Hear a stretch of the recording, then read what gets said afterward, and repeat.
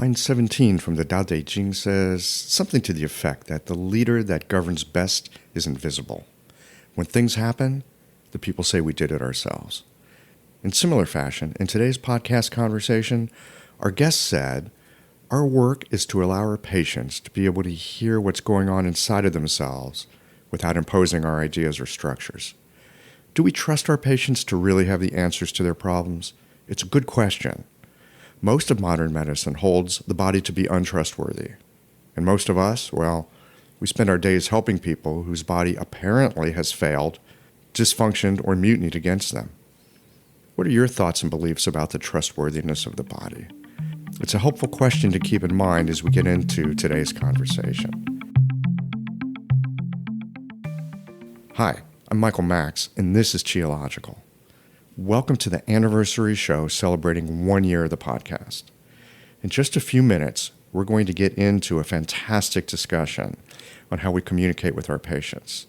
We're going to look into how to dialogue with the body itself by using words to get around words. Doesn't that just sound deliciously Chinese medicine-y? But first, I got a few things I want to say. I want to start with thanking you, the listeners. As a podcasting pal of mine in Taiwan pointed out some time ago, when you begin a podcast, all you have is your integrity and no audience. Wow, what a difference a year makes. I want to also thank the sponsors who make this show possible, the guests who bring you the amazing stories and learning and teaching that you get from this. And especially I want to thank our patients, because without our patients, without the motivation to do the work that we do, well, we wouldn't be doing this stuff and you wouldn't be listening to this podcast. I have thoroughly enjoyed all the conversations over the past year, and I've learned something from each one of them. Still, there's a few that are my favorites, as they moved me in some kind of a deep way. First one is the one I did way back at the beginning with Deborah Betts on treating back pain during pregnancy. Fantastic show about how we can help and serve women where Western medicine basically fails them. Back pain during pregnancy? Yeah, Deborah Betts is the show to listen to. The recent one was Sabina Wilms on Chapter 5 of the Suen about the resonant manifestations of yin and yang. Oh man, that was a great conversation, and that book is pure poetry. Fantastic. You want to check that out. Special thanks to Sandy Camper and Catherine Numerovsky. Talking to them about gua sha has changed my practice, because after speaking with them, I'm now using this stuff on a regular basis. It's made a big difference to my patients. That's a show that if you don't know much about gua sha or you're not using it, you're going to want to check it out. Hanging out with Jason Robertson and talking about Dr. Wang and channel palpation, well, that show took me back to when we were both hanging in Beijing. That's a fun one to listen to, and you're going to learn some great things about channel palpation. And then there's the show at the beginning of the year, talking with Andy Ellis about herbs. Hey, thanks to Andy for that suggestion to go study some Chinese in Taiwan. Those were years well spent. And finally, check out the show of Toby Daly's on Sa'am acupuncture. That interview and his article over in the Journal of Chinese Medicine, it got me so fired up, I'm actively studying this method right now.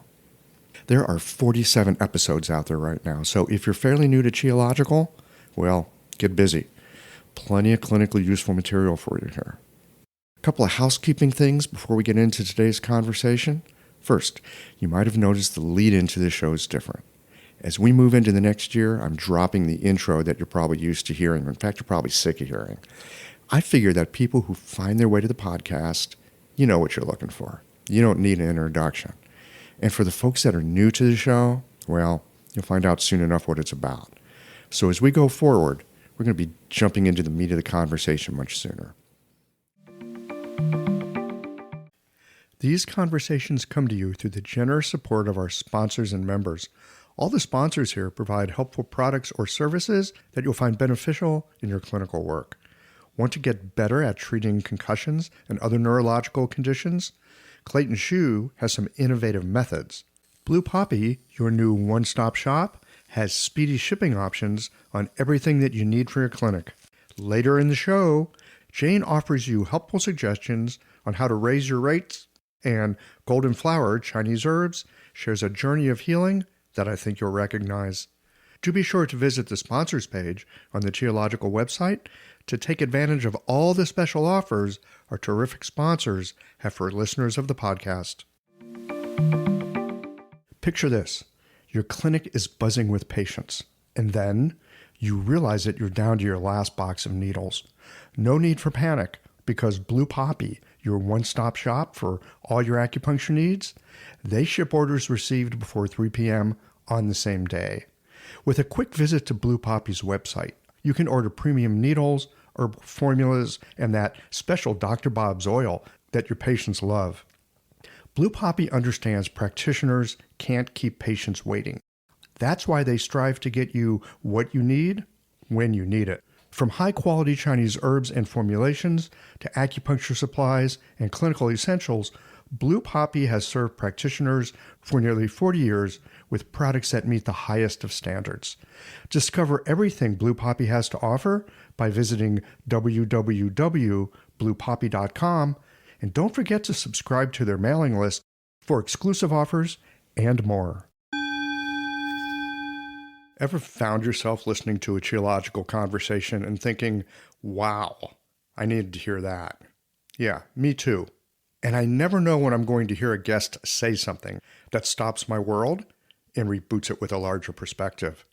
If these conversations have ever helped you to feel more grounded, more inspired, or just less alone in this strange and wonderful work we do, consider becoming a member or supporting the podcast with a bit of tithing to the donation jar.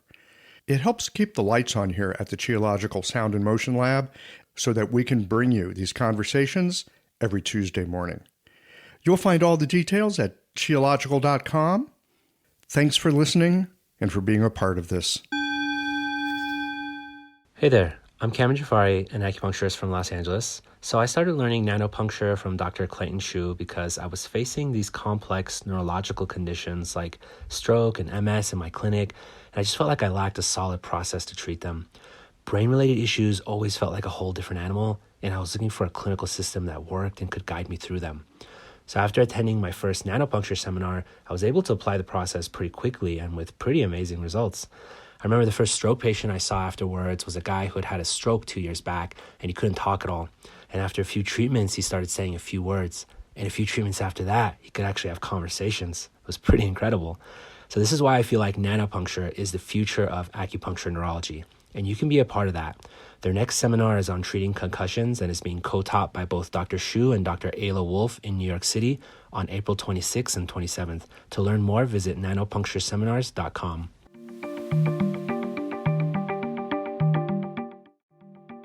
Hello, Geological listeners. This is Josephine Spilka. I've been on a journey with Chinese medicine for over 30 years now. Since we're here in a show about communication, I want to share that one of the main ways I like to communicate is through questions. I love questions. They open us up to new places and feelings that can provoke insight and lead to all kinds of creativity. So let's consider this question today. What do you think is the most important ingredient in any prescription, whether it be an herbal prescription, an acupuncture treatment, or a lifestyle recommendation? I'll be back a little later in the show to share some thoughts on this with you.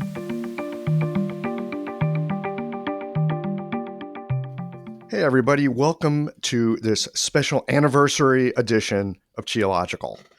My guest today is Nick Pohl. He's one of Geological's listeners who responded to the recent invitation to join me here on the show. Wow, it's hard to believe a whole year's gone by already, and here we are at show number 47.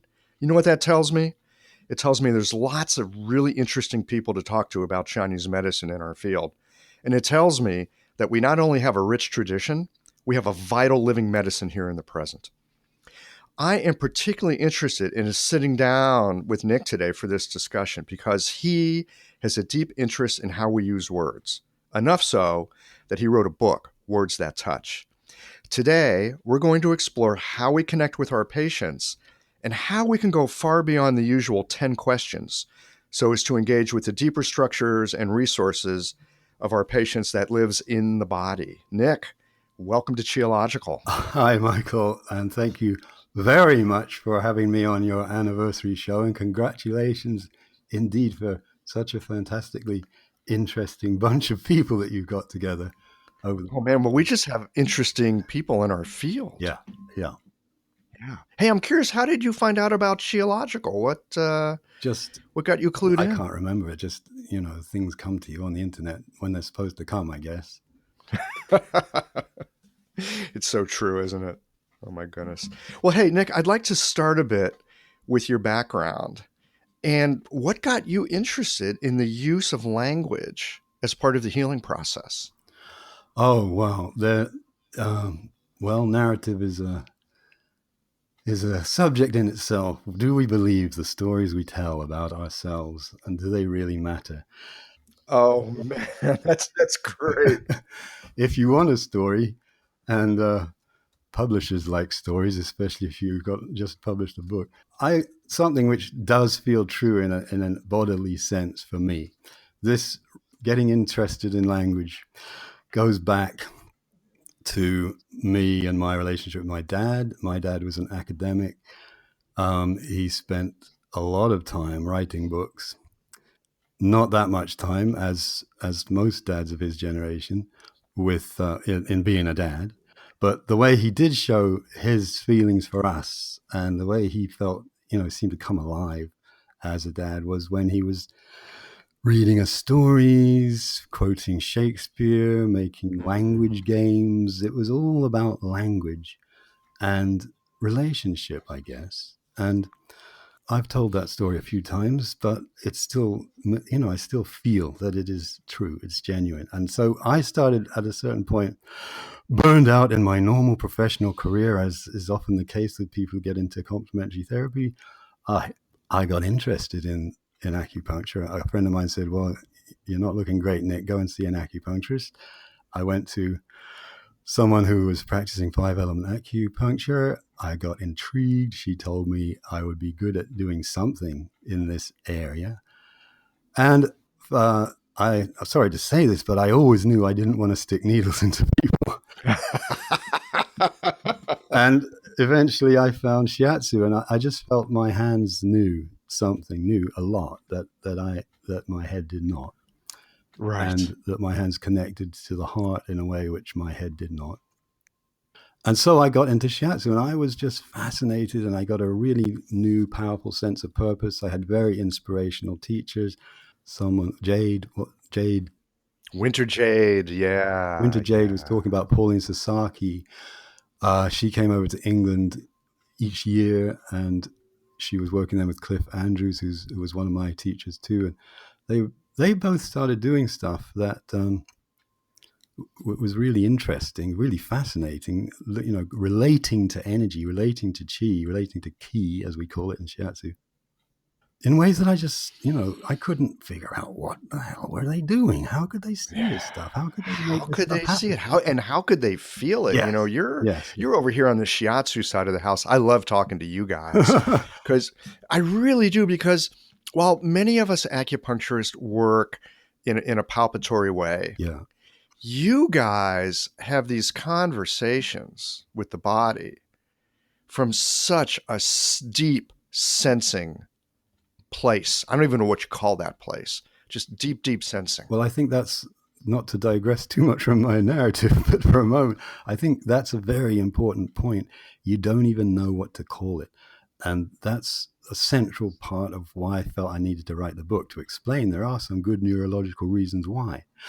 But just to come back to the story for a moment, yeah, so I got really into doing this shit. So I got invited to start teaching at the college in London where I'd studied. And then after a while, something started sort of tapping me on the shoulder and saying, this isn't the whole story, Nick. And I didn't know quite what it was. But in order to study, to find a way to understand what those great teachers were doing, I started learning NLP, which I'm pretty sure you have some acquaintance with. I have a little bit. It's fairly in the culture these days. I think a lot of people have been exposed to the structures and ways that we talk really shape our reality.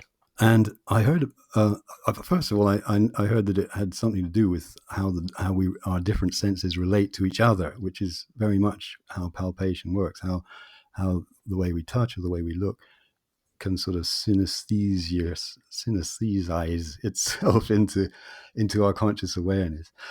And I also heard that there was this NLP conference coming up where John Hicks, who's one of the co-founders of the College of Integrated Chinese Medicine here in London, he studied with J.R. Worsley in depth, and he wanted to find out how Worsley did his stuff, because Worsley, didn't reveal all that much about his kind of the magic of his mastery, and so John Hicks started using NLP, what's the word, without actually telling him.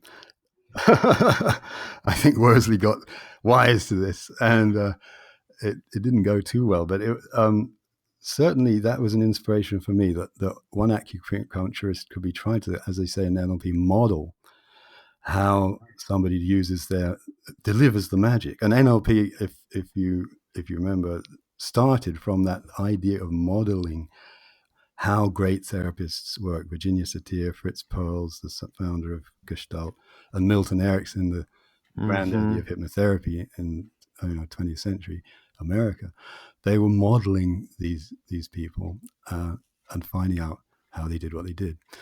And out of that, something called clean language, which is the model that I now use, the structure that I now use, developed, but also out of the work of, mainly and chiefly out of the work of a New Zealand psychologist called David Grove. Anyway, coming back to my story. All of this exposure to seeing people using language and using rapport and getting change to happen without even touching them, I thought, wow, this is equally amazing to the shiatsu stuff. And probably, if I'm honest, I'd say I probably wanted to give up shiatsu and just do that. But something didn't allow that to happen. And I'm so, so grateful that it didn't. Because now what I've got, I feel, is really what works for me. It's a combination of listening to language and listening to words. Listening to language and listening to the body, listening to the chi, and noticing how they interact so fluently and fluidly and resonantly. And in a way, if you leave out the language, you're leaving out a huge part of the person that you're working with. And I'll go into that in a bit more detail. But that's the story. Does it make sense? It has a happy ending. Well, to me, it totally makes sense. One of the things that I love about acupuncture, and when I say acupuncture, I should probably say East Asian medicine, right? I mean, this includes Tui Na, this includes shiatsu, this includes all the things that we do that allow us to interact with the organism, let's say. Yeah. Right. And one of the things I think is so fantastic is we can use our hands or we can use our needles, and people can have deep, deep experiences that they might have after months or even years of therapy. Yeah. Because something in the body just shifts, and eventually it will float up into consciousness. Now, the words can be really helpful, and things like therapy can be helpful because you're using words to fill in all these blank spaces that people kind of get lost in, whether that's a psychological kerfuffle or some sort of more physical kind of thing. Of course, we know from the work that we do that the body and the mind are an integrated fabric. So we can really work anywhere. And so I'm particularly interested in how we can use both the words we use and the ways that we touch to help people get more information about themselves. Because it seems when people get more information about themselves, they often just can sort things right out. Yes. To bring that information into consciousness does help, in my opinion. And also that other model, which quite a few charismatic acupuncture people have used, that you don't need to talk to them, just put the needles in, just listen to the pulses, and the change will happen. Um, that's one way of thinking about it. For me, I think it's almost like a hare and a tortoise thing. I prefer the tortoise approach. I feel that if I can encourage the person I'm working with to develop a more mindful relationship, first of all, with the symptom that's brought them along, secondly, with their whole mind body, or body mind, I would call it, then they will be developing a way of being with themselves and being in life that allows these things to come into consciousness. I think we put a lot of energy into keeping things away from our consciousness and holding them in the body.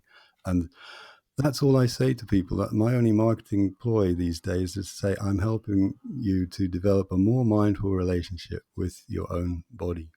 I don't say I'm going to help cure particular symptoms. That, if that happens, that's great. That's how it works for me.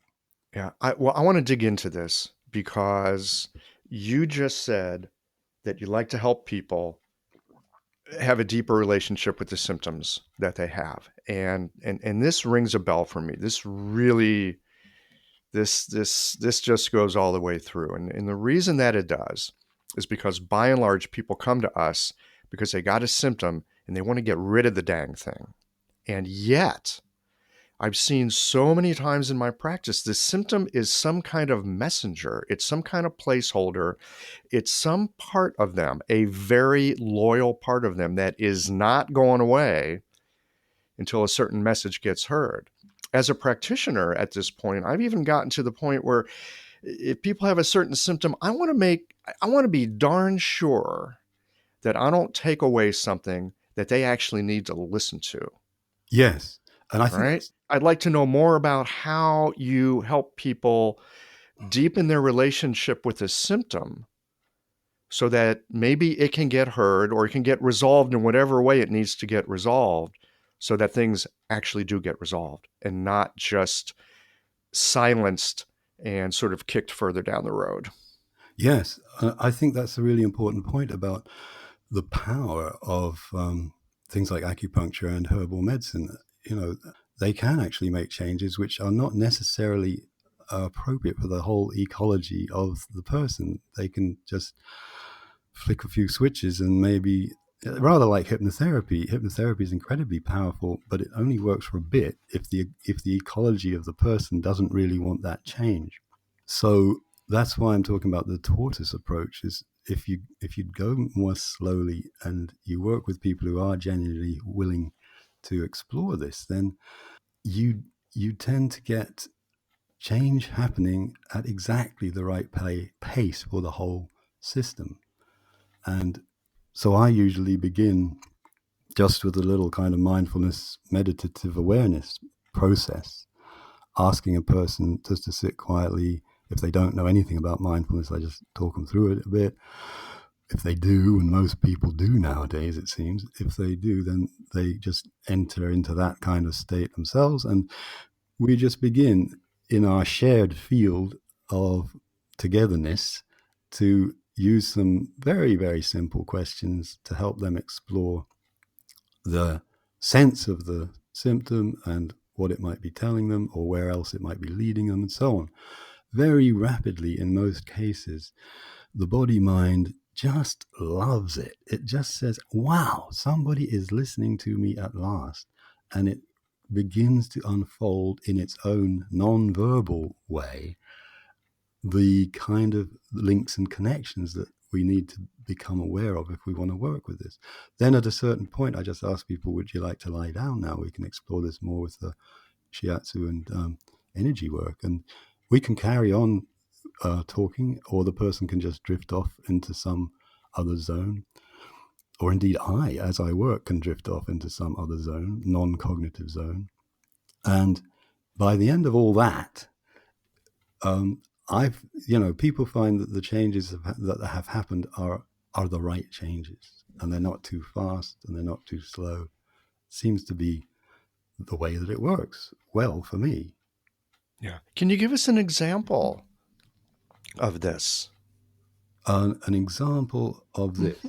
Yeah, like some of the questions. I mean, in Chinese medicine school, we learn these 10 questions that we're supposed to ask about this and that. Yeah, And they're helpful, but it sounds like you're doing a whole other line of questioning. absolutely. And I just wanted to emphasize at the beginning here that the diagnostic questions, the health history questions, that's another matter, and that's really important. I'm not saying I don't ask those. And obviously, have you seen your medical practitioner? And those important questions. So I'm not getting rid of them. I'm just, once we get through that, we get into this place where the mind and the body can start connecting. And if I could just prep this with one bit of theory, I've got a little case study I can show you here. But there's a chapter in my book devoted to the work of a very brilliant British psychiatrist called Ian McGilchrist. He spent 20 years on a book called The Master and His Emissary. And essentially, I'm sorry, the master the and master and his emissary. Yeah. ooh, And that's a metaphor for the relationship between the right side of the brain and the left side of the brain. And almost single-handedly, he has reclaimed this fascinating subject for neuroscience, because it was beginning to be ignored by neuroscientists, brought it back to the center of attention. Why on earth have we and all animals evolved with a brain that is split into two separate halves? And I'm not going to go into detail. You can see plenty on the web about his approach. But for me, it was a real insight into what we're really doing in mind-body therapy, what we're really doing when we're trying to communicate with qi. And the bottom line is simply this, that for most people, the left hemisphere is the one that works with language. That's where the language centers are. In the terms of content, the left hemisphere is the side that loves to label things, to give things names, to put things into categories. It has interesting tendencies and predispositions. It is a bit like a manager. It doesn't. and it loves to think it knows what's going on. Exactly, and that's the emissary part. Interestingly for us, its way of thinking about the body is as a machine made up of separate parts, which when they go wrong need to be fixed. And I think that's how most of our clients usually come in at the beginning. They're in their managerial mind. They've got something that's gone wrong in the body. They're probably even annoyed with it by now and fed up and frustrated and so on, impatient. That's why they're in our office. Yes. And that very, very left hemisphere approach is dominant. And it is usually dominant in our daily life. It's the manager that gets us through our everyday life. The right hemisphere, on the other hand, that's an interesting expression, isn't it? On the other hand, is the one which is much more intimately connected with the body in the sense of the feelings that come up from inside us, from the guts, from the heart, from that kind of felt sense that they talk about in focusing, come up into conscious awareness. They come into the right side of the brain. That's the right side that is much better equipped to sense and interpret the somatic information, the emotional information that's coming at us all the time. And of course, between these two sides of the brain, the neuroscience geeks in the audience will know we have the thing called the corpus callosum, which is neurons that connect the two sides. But actually, a lot of the neuronal activity in the corpus callosum is inhibitory. It's like the left side is actually using that bridge to actually inhibit signals coming across from the right side. Vice versa sometimes. It's like each side has to be doing its own thing and at the same time somehow sampling something of what's going on in the other side. Oh my God, it sounds like the American political situation. I'm sorry, it just sounds so much like that, which is why I love Chinese medicine, because Chinese medicine has this metaphor of the human body with all its organs as a governmental system. Why do we talk about right wing and left wing in politics? Because, it's interesting in itself. So that's the bottom line in what makes this work for me, knowing that that's how our brains work. and that the right side is always trying to present information to the left, and that the left is always kind of trying to inhibit it, because anything that's new, the right side is the mindful side. The right side is the side that's in the moment, that's aware of everything that's going on, that peripheral vision that you were talking about before we started. Things that pop into the peripheral vision are coming in through the right side. And then the left side is often saying, well, if it hasn't got a name, if it isn't in one of my categories, I don't recognize it. It's not happening. It even might be dangerous. So denial, I guess, lives on the left side of the brain. And we all have to do a bit of denial to get through the working day, but some people seem to be really good at it. Anyway, so does that make sense as a very, very brief summary of the neuroscience part of this? Yeah, it totally does. I follow it. Okay. And what we're doing when we're asking these kind of questions, clean language questions, as it's called, we're using utterly simple questions, which the left side has to recognize as valid because they're, first of all, they're language. Second of all, they're simple. And third of all, they make sense. But we're using questions to inquire about what is going on in the body, in that non-verbal place. So the left side of the brain gets a little confused at first, sometimes, but it gradually has to admit that something is going on. And you often hear people saying things like, I don't know where this is coming from, but I got a funny feeling down here, that sort of thing. This episode is brought to you by Jane, the clinic management software that I use to keep my practice running smoothly. So, let's talk about something that can be a little bit uncomfortable, raising your fees. I know, this is something that might feel awkward, but it doesn't have to. With a bit of planning and care, you can handle it in a way that feels right for you and your patients. One tip, give yourself at least 2 months to prepare. This gives you time to get comfortable with the change and let your patients know what's happening. You can share the news through emails, booking reminders, or even just a friendly little sign in your clinic, and avoid over-apologizing. Instead, keep it straightforward and matter of fact. Keeping things consistent across the ways that you communicate can really help avoid confusion.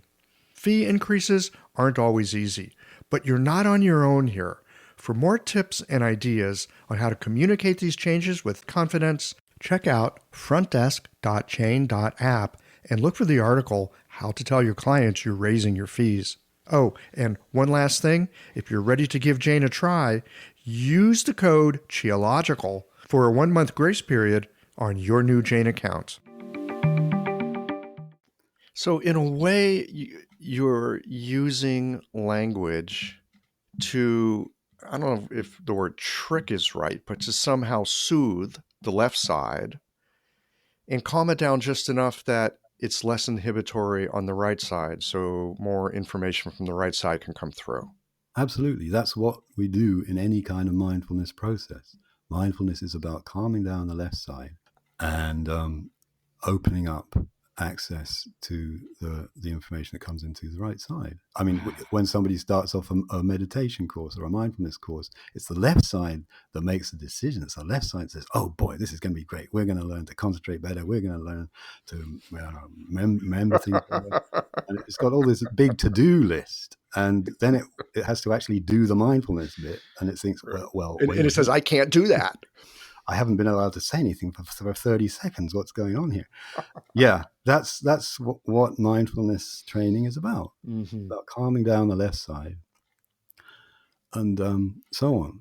So I'll give you this little example here because you asked for some kind of example. And this is with a woman who is, pretty connected to her body. So I wasn't struggling hard, and she'd had a few sessions with me already. She knew what was going on when I'm asking these questions. But she arrived and she said, first thing, I'm exhausted from work. Okay, so there's your problem. I'm exhausted from work.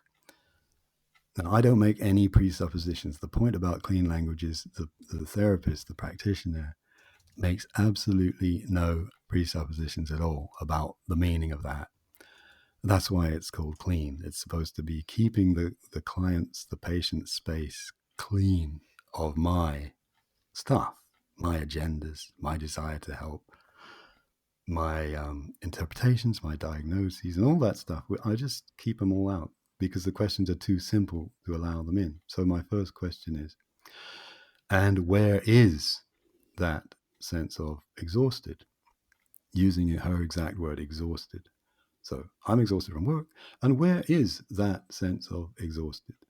So that obviously is a direct invitation to get some somatic information, probably. She might say, well, it's in my head. But anyway, that's my question. Where is exhausted? And her answer is, it feels very tight across here. And she gestures across the front of her abdomen. So she's already into feeling. Not that many, you might find some patients aren't getting into that so quickly, but she's certainly, when I ask her, she becomes aware that it's very tight across the abdomen. My next question is just to gather more information. And is there anything else about really tight across there? And then she says something interesting. I really want to do a good job. I really want to please them. I really want to please them. Which is not somatic information. It's something much deeper, isn't it? That's psychological stuff. Okay, so I don't make any presuppositions again. I just ask her, and is there anything else about really want to please them? And she says, well, it gets tighter here. She suddenly feels across her abdomen that it's getting even tighter. So that was the second bit she said was, I really want to please them. And it gets tighter when she says that. So now I go back to the first bit she said, anything else about do a good job?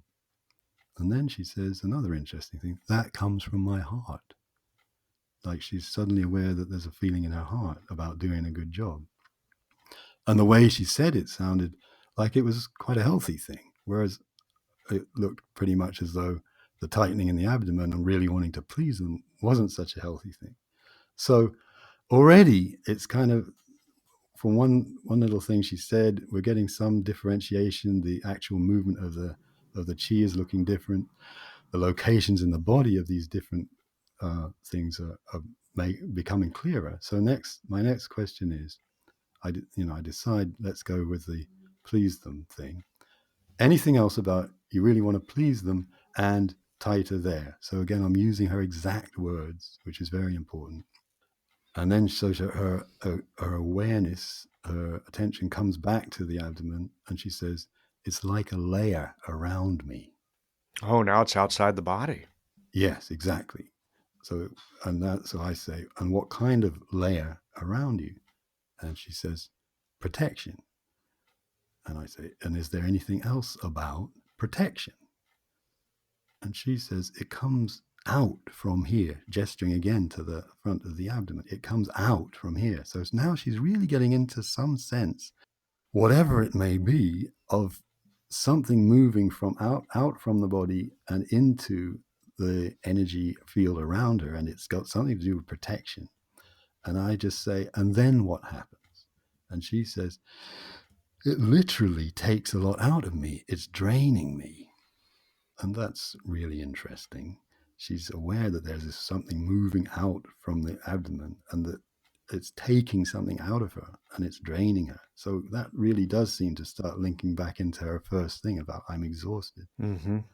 And when I say, and when it's draining you, what would you like to have happen? Now, that's a different kind of clean language question. That's switching, asking, inviting the patient to switch into, well, what would you like to get from this? And the question we use in clean language is, what would you like to have happen? So, and when it's draining you, what would you like to have happen? And she said, to know better how to look after myself, which is pretty sensible. And then I asked, and how would that be? And she said that she didn't go on about how to look after herself. She just said, when I said, how would that be? She said, oh, it's relaxing that tight place here. In other words, her abdomen was agreeing with her. She was immediately feeling that if she could know better how to look after herself, her abdomen is saying, yeah, please, that would be a very good idea. And I'll just relax here a bit just to show you I agree with you. So the body is talking back to her now. And that's only a few minutes of work there, but the chi is moving. She has conscious awareness. She's actually chosen her own kind of outcome here. It's not me telling her she needs to do. Right. It's not the therapist saying, "Hey, you need to take a break. You need a vacation." Yeah. And then she can lie down and we can begin the sort of the energy work, the meridian work, and carry on exploring it, sometimes with words or not.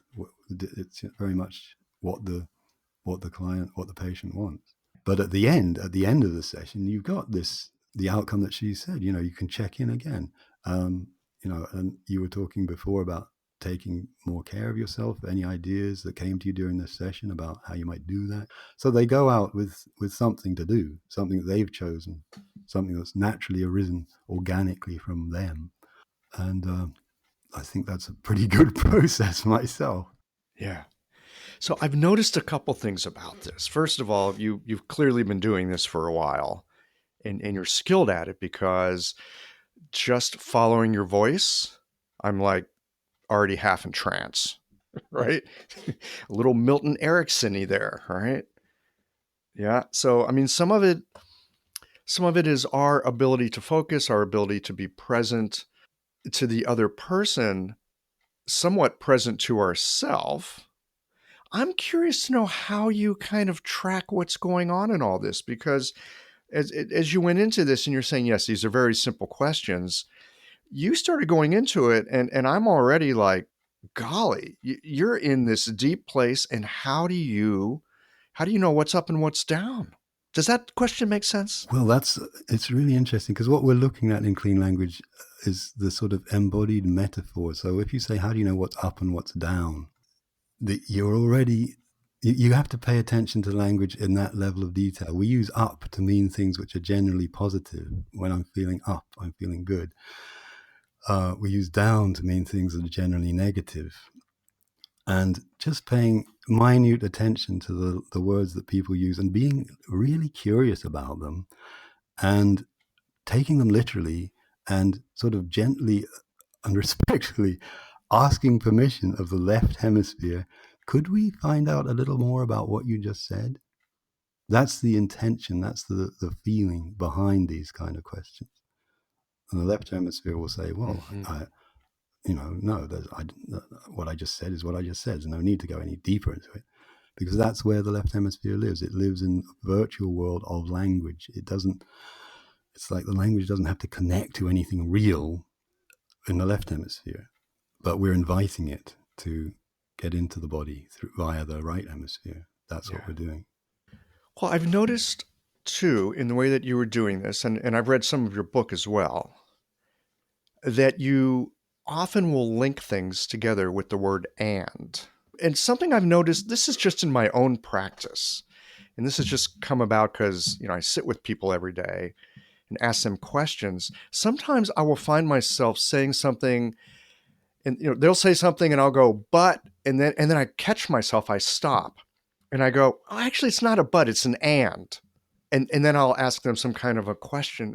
I've noticed this for myself, that but really will stop something, and kind of invites a little more information to come out.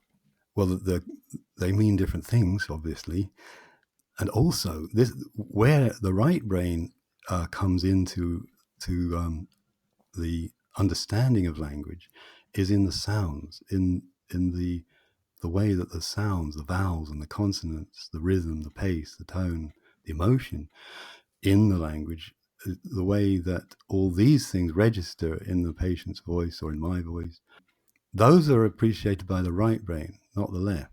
So all that aspect of language is also there, but it's the right brain that's tuning into that.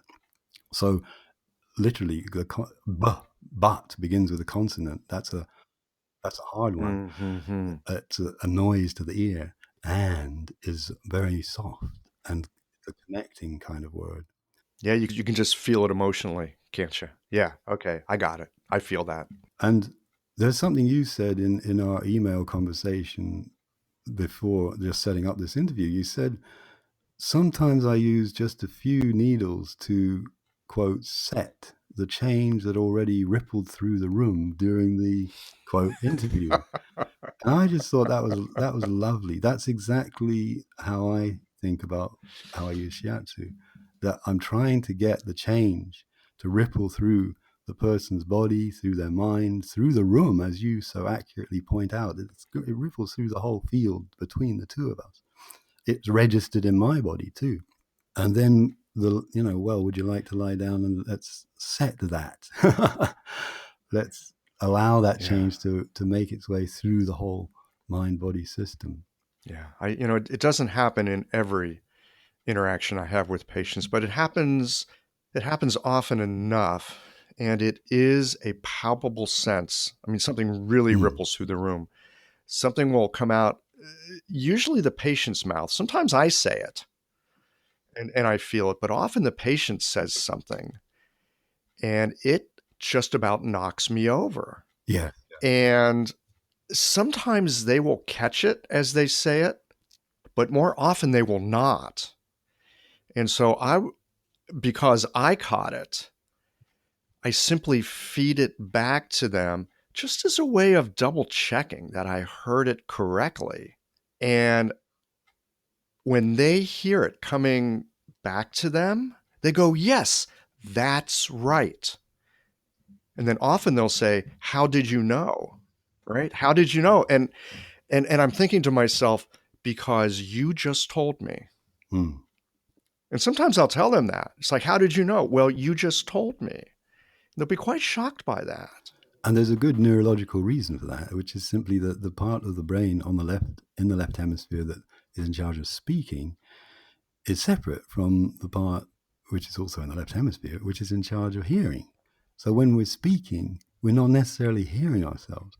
And that's obviously you're doing it really effectively in your way. And the clean language questions are designed to do it by specifically using the exact words that the client just used, and putting them back in these very simple questions. So it's not really the questions themselves that doing the work. It's the words, hearing your words back. You know, in a way, you don't need to ask any questions. You could just say the words back with your eyebrows slightly higher, and it would have the same effect. I recently read a fantastic book on negotiation, and it's written by an ex-FBI hostage negotiator. Oh, I've heard of this. Someone else recommended. Yeah. This guy, his name is Chris Voss. Hey, you acupuncturists listening to this, Chris Voss never split the difference. If you want to run a business, any business, if you want to get along better with your spouse, this book is fantastic. When I first heard the words FBI hostage negotiator, I thought, oh, this is a really gloves off, hard knuckled negotiation. Nope. Super soft, based on the work of Carl Rogers. It's based on empathy. It's based on connection. Because when you're negotiating with somebody, you don't want to fight them. You want to connect with them. And so one of the things he talks about in doing negotiations, if someone says something and you'd like more information, you do exactly that. You just take the last few words they said, ideally using their words, and you just feed it back, and then you shut the hell up and you let the silence work. And that is an invitation to go in and bring something else out. And you can use this in negotiations for the lease on your office, or you can use this in sitting with a patient, not to manipulate them into something, but to invite them into a deeper experience of their own experience. And so you can better understand them. Absolutely. And one way to think about it, it comes from another researcher. This is Alan Shore, who's based in California, who spent many years thinking from a psychotherapist. He's a psychoanalytic psychotherapist in his background, but he did a lot of research on this essential question in psychotherapy: is it just the language, or what else is going on? And brilliantly has come up, I guess the soundbite really that sums it all up is the way he puts it is that while our the left brains of two people in the room are having a conversation verbally, the right brains of these same two people are having another conversation, a different conversation. And that's the way I think about it. I'm using the clean language questions to bring some sense of both these sides of the brain can be listening to the same conversation. But at the same time, there are things which I'm aware that I'm doing, especially when I'm actually doing the hands-on work, that will never come into my cognitive awareness. And that there's just this really deep conversation going on between my hands, my embodied sense of self, and the person's energy and body. And it's just about listening to that and allowing it to happen and keeping the left brain quiet or occupied with other things. But that, I think that's a really important model to have in mind when you're doing your acupuncture interview, and this person's body is trying to speak to you. Don't ignore the things that happen. I sometimes find a person's talking about their issue and their hand goes and points, literally points to a certain acupuncture point, say on their leg or on their shoulder. They aren't even aware that they're doing it, but the body, it's almost as if the body knows that I know about points, I know about meridians, and it's just trying to tell me. It's trying to short circuit the left brain. It's trying to tell me, look, this is what I need. Hi, Josephine here again. I hope you've been enjoying this episode and considering my question. What is the most important ingredient in any prescription? You might think that what I'm about to say is completely counter to all you've learned about medicine, but in my experience with myself, my clients, and my students, this is the one thing that is the most true. The most important ingredient in any prescription is you. I don't mean you, the ego or the persona, you, the acupuncturist. No, I mean you, the living, breathing, sensing being who has feelings, perceptions, and thoughts arising in every moment. When you are listening to a person's pulse, looking at their tongue, or hearing them speak, what is arising inside you will be the most important guide for creating a powerful prescription of any kind. No matter where you are in your journey now, I wonder if you feel connected to your own knowing, to your own power as a practitioner. What might you need now to feel more connected, more confident, more strong in your own practice? I'd love it if you'd talk to me. Email me at josephine@essencepresence.com or go to essencepresence.com. I'm looking forward to hearing from you. Now, let's listen to the rest of today's conversation. I love this idea that when we're sitting in the room with a client or a patient, the left sides of our brain are having a conversation. The right sides of our brain are having a conversation. That those are both going on. They're going on in very different realms. I am curious to know what you do for yourself when you're working to help quiet the left a bit so that you can dip into what's coming up from the right, even if you will never know completely cognitively what's going on there. How do you quiet the left down and then kind of know that you're plugged in? There's so many ways to talk about this. The guy that does it for me is the Zen master who wrote, or he Suzuki Roshi. he wrote that book. It was recorded lectures actually. Some of his students and he who put it all together. And he talks about beginner's mind and expert's mind. That really famous quote: "In the beginner's mind, there are many possibilities. In the expert's mind, there are few." And I don't think that means that the expert's mind is bad and the beginner's mind is good. It means we need to recognize these two sides of ourselves. And once you put it together with that neurological stuff about right hemisphere, left hemisphere, you see, oh yes, the expert mind is the left hemisphere that knows and categorizes and has choices to make and decisions to make. and outcomes to secure, and so on, treatment plans to fulfill, boxes to tick. That's the left hemisphere, that's the expert mind, and it needs to be able to do its thing. Then there's the beginner's mind, which, as he says, I've got the quote here, I think, the practice of Zen, he says, is beginner's mind. That's it. In a nutshell, the whole practice of Zen is beginner's mind, empty, free of the habits of the expert, ready to accept, to doubt, open to all possibilities. And that's the mind. I just do a little deal with myself every time I sit down next to the client, ready to start some shiatsu, that this is beginner's mind time now, please. And the emptiness, in Zen philosophy, the whole idea of emptiness is the place to come from. That emptiness from which everything arises. That's it. Just be empty and allow things to arise, and keep that expert mind as the loyal servant. That's what the title of Ian McGilchrist's book, The Master and His Emissary, means. It's like the master is beginner's mind. The emissary is like the chamberlain, the prime minister, the loyal assistant. So in a way, we're talking heart and pericardium functions here.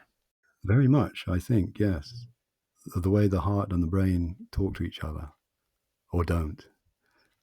Hamlet says, at the beginning of Hamlet, he's really troubled because his father's just died very suddenly. Nobody knows how or why, so he's traumatized. Meanwhile, his uncle has married his mother within a few months, and they're having a huge party to celebrate only a few months after his father's been buried. He's the only one in the whole court who finds this odd, and he says, break my heart, for I must hold my tongue. Oh my. Oh. And it's very embodied, isn't it? It's like his tongue can't actually speak the truth, and so his heart breaks. That's so Chinese medicine, isn't it? Oh man, isn't it though? Well, and it's a source of so much trauma when you think about it. And the source of the so-called talking cure. The idea that when we begin to speak, when the tongue begins to move, and what's in the heart can be expressed, then things begin to heal, or at least to be heard. Well, and isn't it? I'm going to express my loss of some Chinese medicine basics here, but isn't the tongue related to the heart? Doesn't the heart open to the tongue? I think that's exactly. Yeah, we have that in Chinese medicine, don't we? Yeah, there it is. I love it when you see these absolute exact parallels between Western culture and Asian culture. That's one of them. And of course, in Shakespeare's day, unlike now, the language was very embodied. Well, then again, we got Shakespeare. I mean, maybe the language was embodied, maybe it wasn't, but you got someone like Shakespeare. That guy knows how to use some language. Yes, and in a very embodied way, yeah. Well, I realize I might need to go reads me a little more Shakespeare here. Oh, please do. Jeez. I could go on with that one. That's the great thing about that quote, that Hamlet's actually talking to his body, to his heart. And this sense that you can communicate with your body, of course, is what's coming back now in mindfulness. In mindfulness, we bring our attention to the body. We listen to the body. We wait for some response to come in certain kinds of mindfulness. Yeah.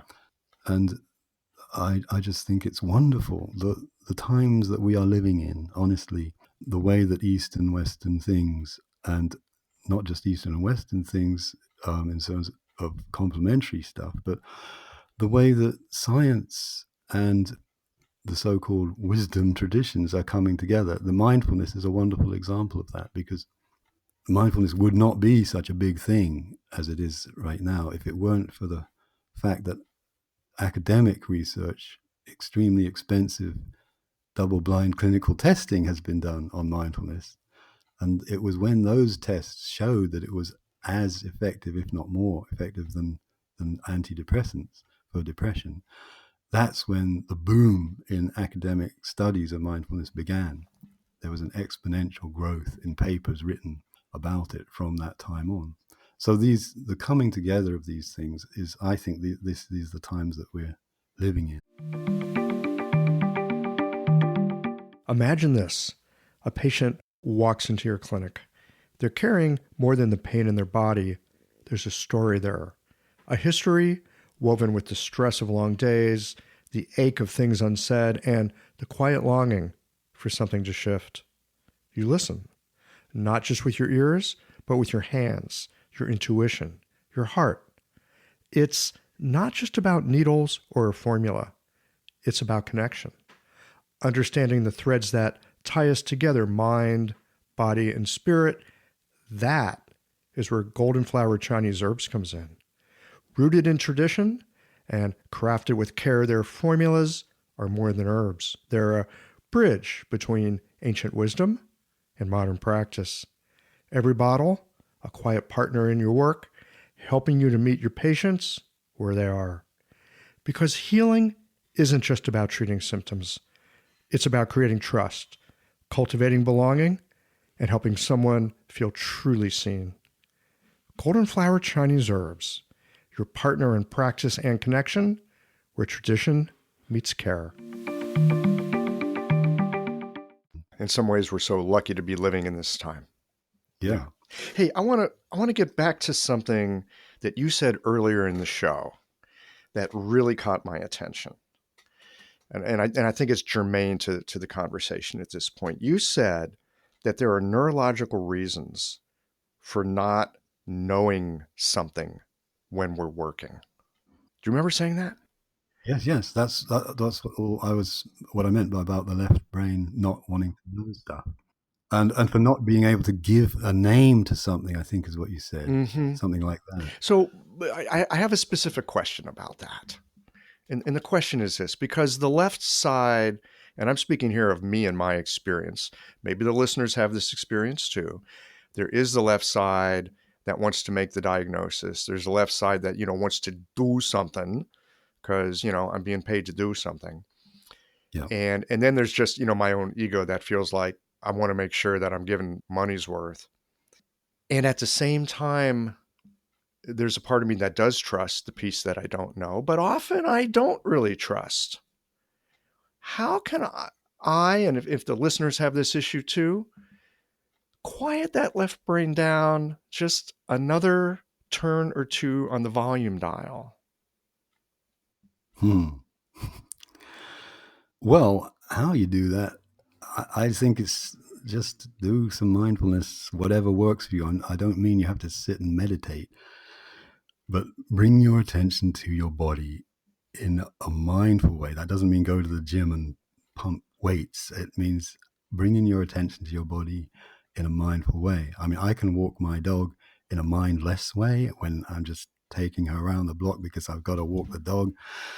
Or I can take my dog for a walk in a mindful way, in which case, instead of pulling her along on the lead, because she's smaller than me and I can do that, I'm listening to that lead, that connection between the two of us. I'm allowing it to be slack. I'm allowing her to tell me where she wants to go, as well as me telling her. I'm feeling my feet on the pavement, and so on. I'm becoming more aware of the impatient thoughts in my mind. I'm coming back to my breathing. I'm aware that we are two mammals together, engaged in an enterprise of walking. And all these things, that's all there is to it, I think. So you take yourself back into your physiologic, kinesthetic being. I mean, here's my left mind again, which loves to think it's running the show. It's usually wrong. It's often wrong, but it likes to think it's running the show. Are there any clean questions I could use on myself to quiet my left side down? Well, we can experiment now if you like with that. Would you like to try that? Okay. Should I buckle up? Buckle up. The point is, it's just an exploration. We're not trying to make a change. We're just exploring something. We're just exploring something, and that is a really important attitude to have in mind, I think, in any therapeutic work. Because if you already think, well, I've got to make a change for this person, you're setting yourself up in an unnecessary way. The woo way, the non-doing doesn't really have a chance to get in there.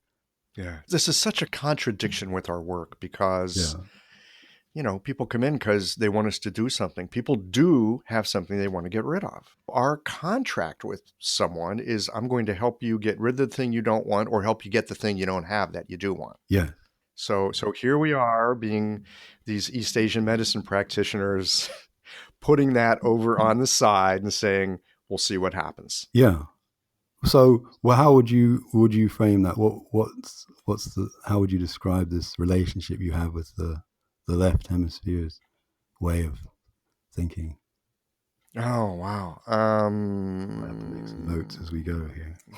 Yeah. Okay. Here we go. And the contract is also important, that we need to just agree that maybe we've got 5 minutes to explore this. We're not going to do a whole psychotherapy session. I'm not a psychotherapist. No. We're not going to do a whole. And so on. Yeah. Let's take 5 to 7 minutes here. Okay, 5 to 7.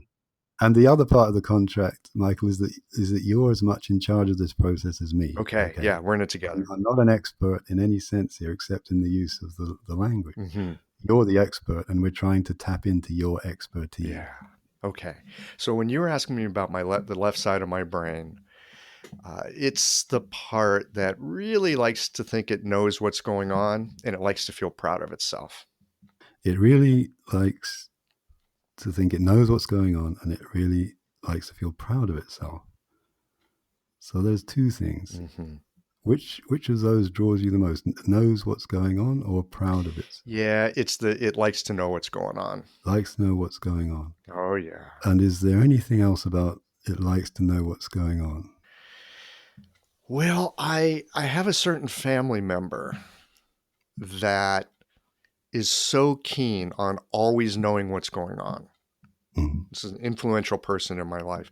And this person many times drives me batshit crazy because they're always so concerned with knowing that they know. And there's a part of me that has spent much of my life hanging out more on that right side, okay with not knowing. But is it a but or is it an and? And there's still the left side sort of tapping its foot going, come on, when are you going to get this knowing down so you got it down? Then you can feel comfortable. Oh, then you can feel comfortable. Then you can feel secure. It's connected to security and comfort. Knowing is connected to security and comfort. And listeners at home, you can hear how Michael is already making his own connections here. Exactly. You're just running with the ball here. It's connected to security and comfort. And is there anything else about security and comfort when this voice of this family member that can drive you batshit crazy finds it so important to know what they know? Is there anything else about security and comfort? Yeah, when I think about this in the context of working as an acupuncturist, oh boy, here we go. I actually am putting my patients in the position of that particular family member, in that I think they're wanting to make sure that I know what I'm doing and that I know what's going on for them and I know how I'm going to be able to help them with their problem. And so a good question here then would be, when you notice that you're putting your patients in the position of that particular family member, what would you like to have happen? Yeah, well, I'd like to recognize that so I don't do it because it's not very helpful. Right? Because then I'm not interacting with my patient. I'm interacting with my idea of who this family member is. And how would that be to recognize that? Oh, it would be super helpful. I could just recognize that and go, oh yeah, there it is again. And just drop it. Like any mindful practice. Oh, yeah, there it is again. Yeah. Great. Hello. Yeah. Back to where we were. And what difference would that make for your patient? Well, I'm not sure what difference it would make for the patient, but the difference that it would make is that I'm actually listening to them, and not listening to some projection of this family member that I have in my own mind. Okay. And is that a good place to finish? Oh yeah, that's great. That's super helpful. That's something I can use, when I go to work this afternoon, and it'll help me stay more present to the person in front of me. It leads beautifully into the other little quote that I had from Shunryu Suzuki, which is, when you listen to someone, forget what you have in your mind and just listen. If your mind is empty, it's ready for anything and open to everything. Ah, That's man. such a, the way you came to that little conclusion there is a perfect example of that, I think. Yeah, that's lovely. Thank you. My I pleasure. Thank you for am trying. curious to see how this unfolds. Oh boy. Mm. Well, this is probably a pretty good place to wind this Yeah, conversation sure. down.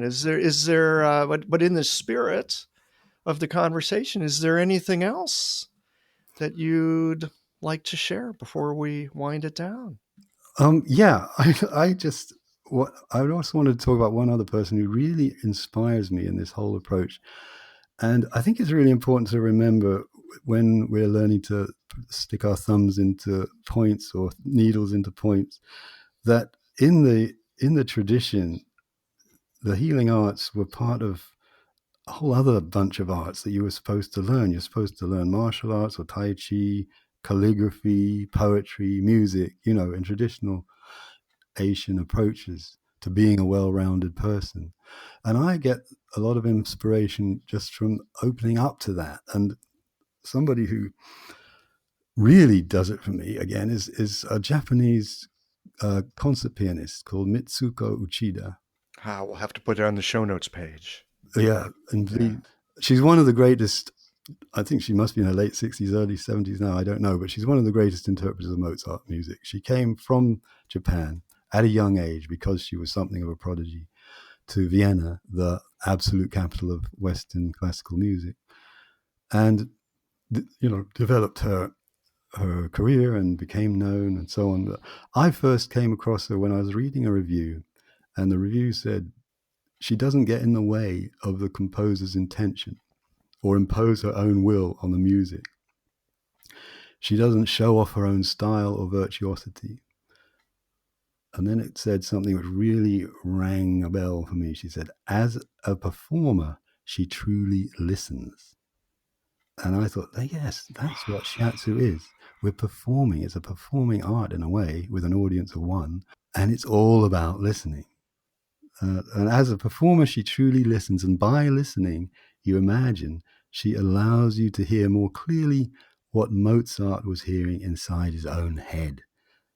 And I thought that was just beautiful. That's what we want our patients to experience. We want them to hear what's going on inside of them, not something we're telling them.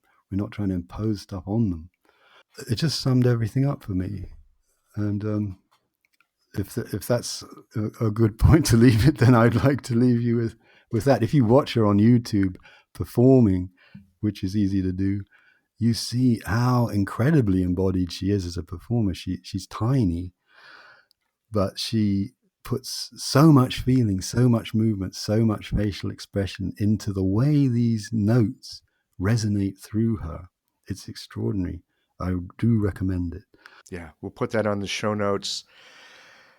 I am looking forward to having a visual of a person who is both performing through the process of listening.